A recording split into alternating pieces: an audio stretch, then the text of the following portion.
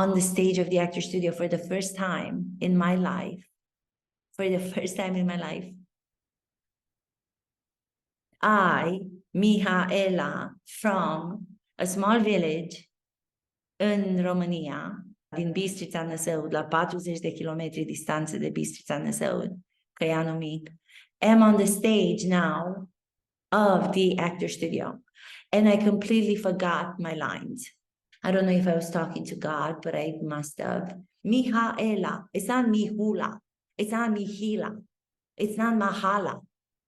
You know? So when people ask me, how did I get into the actor studio on my first try, there's always such a confusion that people make when they talk about the actor studio. There are two actor studios. There's the actor studio that goes back 75 years, the artistic home. There used to be a Greek Orthodox Church, which I associate with my dad being a priest, my mom working for this beautiful church community they built for over 40 years in a suburb of Detroit, Michigan. So knowing that the actor studio building, the one in New York, used to be a church, is such a personal thing for me. Until my audition, I had never stepped foot inside the actor studio. So what am I going to work on? What am I going to work on? I was aware of the fact that I don't speak English perfectly. I was aware of the fact that I speak English with a Romanian accent. So I decided that I was going to find a play that was going to be credible with me in it as the character, especially for an audition of such importance. All of these factors were playing in my mind. I had never heard of it before. It is called Hunting Cockroaches, written by a Polish writer. His name is Janusz Lowacki. He was about this actress from Poland, Romania, very similar. The accents are very similar. Her name is Anka. We knew that we had to keep the scene at under 5 minutes because we were told that if we go over the 5 minutes, then they are going to stop you. Because I wanted to be polite. I didn't want to go over the 5 minutes. The day of the audition comes.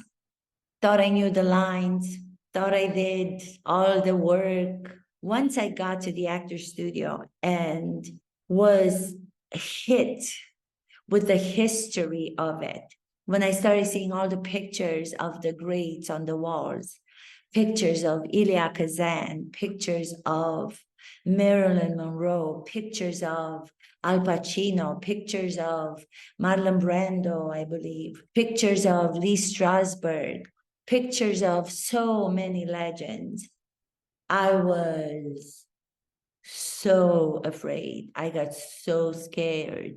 And then I hear somebody call our name because there were many auditions planned on that day.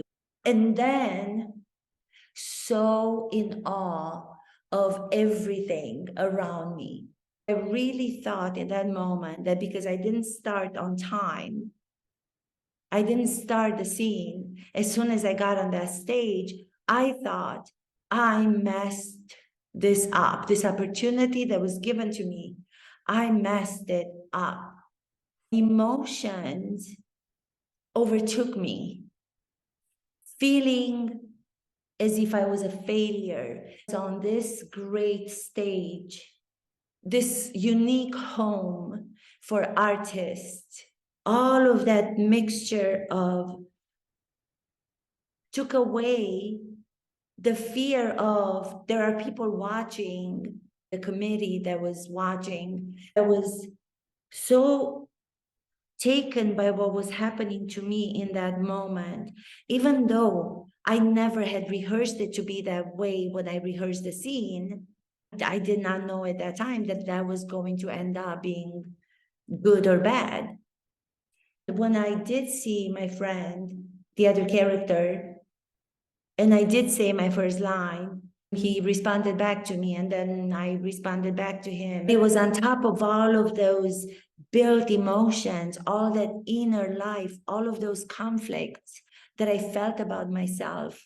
now having to overcome them with the simple goal of, I have to do the scene. I wasn't even thinking as the character anymore. I was thinking as myself, the human being. I was thinking as myself, the actress. What have I done? I gotta finish. I gotta do the scene. I have to show those people, whoever they are, that I can do the scenes. And I think we were able to get through it maybe halfway, I would say. I don't remember exactly. I'm curious. I have to call him and see what he says, if he remembers. It would be nice to see if he remembers the same as I remember from the experience. This little peasant from Romania.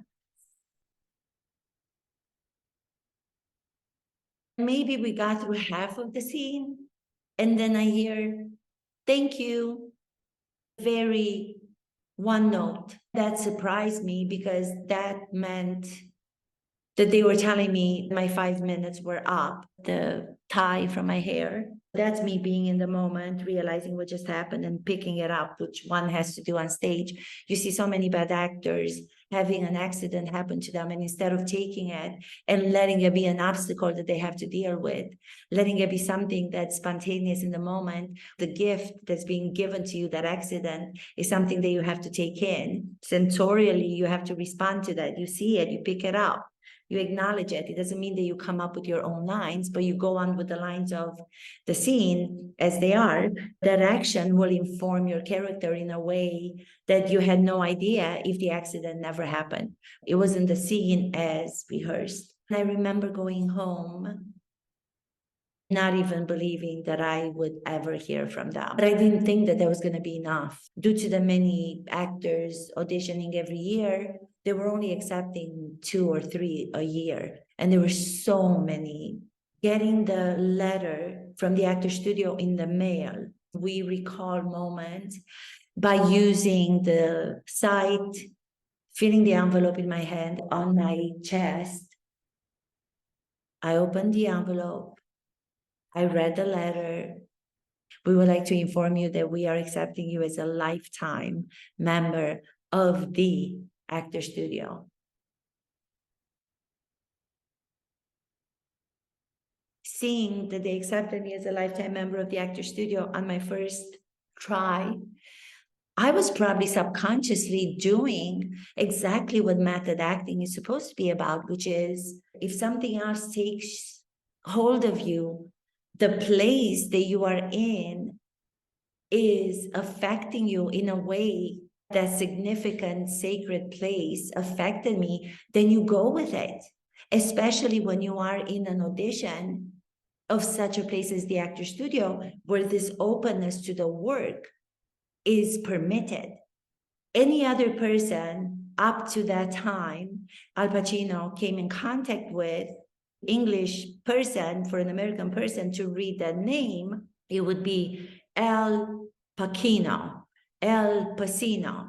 Everybody was mispronouncing his name, but this time, at the actor studio, in front of the Godfather of the actor studio, Lee Strasberg, first time meeting him, took the card, looked at his name, and he said, next word will be with Al Pacino.